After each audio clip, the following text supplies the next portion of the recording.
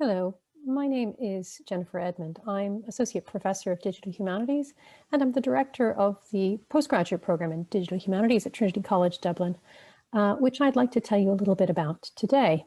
So when we're confronted with technology, sometimes you might feel a little bit like this. It's amazing, it's overwhelming, it can do things that you just didn't imagine were possible. And at that point, we maybe fall in love a little bit with the technologies and the digital opportunities that we have available to us in the modern world. But sometimes we may also feel a little bit like this, that we're trying to get the computer to do something that it essentially isn't meant to do, that we're being observed and we're under pressure and we need to really use force to try and get something to happen, which we know we could have done very easily in another way, in another time, perhaps. Now, some people believe that this is because humanists are Luddites or anti-technology. And of course, we all know this is not true. We're as likely to fall in love with our technologies as we are to feel critical of them. But, and this is a big but, what I think is very true often for people who are sensitive to culture is that they understand that there are other tools that predate the digital that actually work very well. And we expect the digital tools to work just as well. And this, in many ways, is the tension that's at the heart of the postgraduate program in digital humanities and in digital humanities as a whole. So if you're learning digital humanities at Trinity, really the way I would express it is that it's all about exploring culture through digital technology, but also using digital technology and exploring it through the lens of culture. Now, if you're looking at other digital humanities programs, you may notice that there's a lot of differences. Some of them are very computational, some of them are very linguistics focused, some of them look a lot at things like digital scholarly editing. In Trinity, we look a lot at what I would call the emerging area of critical digital humanities, and that is just this ability to turn the digital humanities around, to understand how we can use computers to read novels and to see the things like artistic and historical documents differently. But we also use that very frame of reference to look back at the technologies that are influencing our lives and become maybe more critical, more informed, and more empowered towards them. So what we do in the course is we undertake research into literature, history, languages, and the arts, but from a new angle, using different kinds of tools and different techniques. We also apply those cultural perspectives to understand how technology is shaping our world. And in particular, we learn to read technology on its own terms through computational thinking and the development of programming and software skills. And this is, in many ways, a program that is it's more for the explorer than the person who has the map and the itinerary already set. It can prepare you for further research or for a wide range of policy, cultural, or industry roles. Now, the course structure, I think, is a real significant enabler of this variety of outcomes and inputs that we can facilitate in the program. And so I just want to walk you through it briefly so that you get a sense of what the options are. So whether you're taking the PG Cert, P.Grad.Dip, or full M.Phil, every student will take the three of the four core modules that we offer. Now, the first two of those, theory and practice of digital humanities and cultural technical systems, those are your theoretical foundations. Those are the courses where we discuss and dig into the real issues of what is this technology? How does it work? What can it do? What can't it do? What does it restrict? How do people use it? And how do people maybe use it wrong? Or how can people use it better?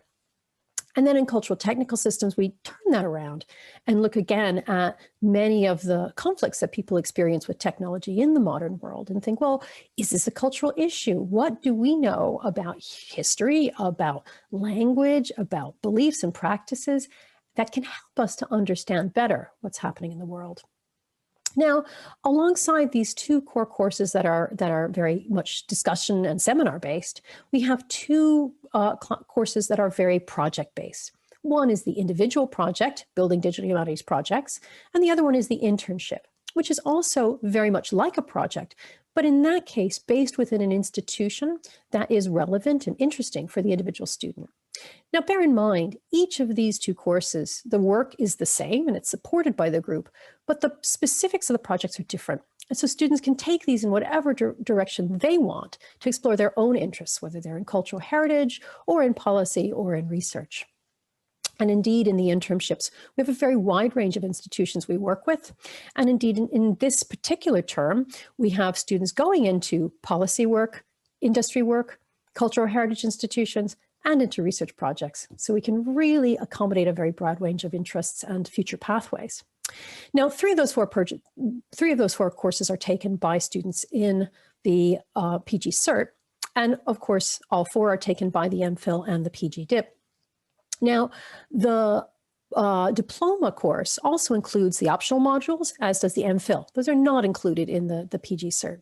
These optional modules come from a wide range of Trinity's excellent schools and disciplines. You can take digital story worlds located in film studies. You can take some of the history courses that are about spatial humanities or cultural institutions, or you can take courses in programming or interlingual technologies. So again, this is a place where you can spread out and really customize the course to be the framework that you want and need for your future work.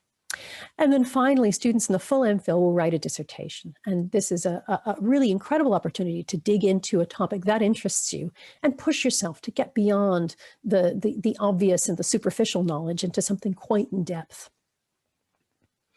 So you're probably wondering who our students are, where they're coming from, and where they go to.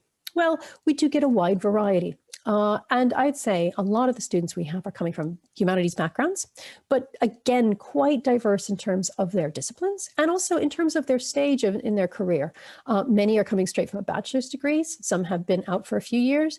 And we even get some interest from people who finish their PhD, but want to actually acquire new methodological standpoints on their work before they go into their first academic job.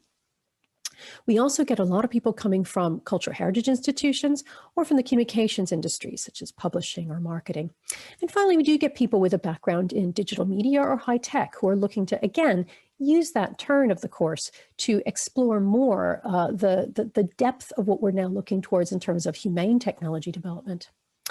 And of course, once students graduate from our program, they go, again, as you would expect, in a wide number of different directions. Some go into cultural heritage institutions, some go into research and go on to do PhDs. Some go into industry, from fintech to the tourism industry, and others go into policy and public sector work. And finally, one thing I think it's very important to stress about the program is that digital humanities is something we've all learned as digital humanists. We can't do it on our own. You know, if our sources come from a library, we have to work with them. And if we need computer science expertise for our methodologies, we need to work with those kinds of experts. And so we think it's really important to know who you're with on this journey. So as students in the MPhil at Trinity, you will be integrated with our PhD students, who you'll get to know through various formal and informal engagement opportunities, and the full range of folks who are working in the DH at TCD research lab. There's a couple of us there in that picture with one of our external visitors from last year, actually. And in this research lab, we also have a very, very wide range of international projects from just about every country in Europe and many countries beyond. So it's a chance to really extend your networks and get to know people and get to know projects and the range of activities that are happening under the umbrella of digital humanities. You'll also get to know a lot of people working on projects or just interested in digital humanities. And again, that includes people in Trinity, but also through our Digital Scholarship and Skills Workshop series, which is open to anyone. You'll get to know people from across Dublin, from different institutions, from across Trinity, from different parts of the university, and also from across the world. This year, we had people participating from Pondicherry in India, from Hong Kong, from Italy, in our skills seminar series. You'll, of course, also be a part of the vibrant and rich Trinity student community, where there's always something going on and always something to meet your interests. And of course, I think you can't stress enough the fact that this program is unique for its access to the dynamic and rich environment of the city of Dublin, which is both an intensely cultural city, but also really Europe's high-tech hub, where we have the European bases of a very, very wide range of the big technology multinationals.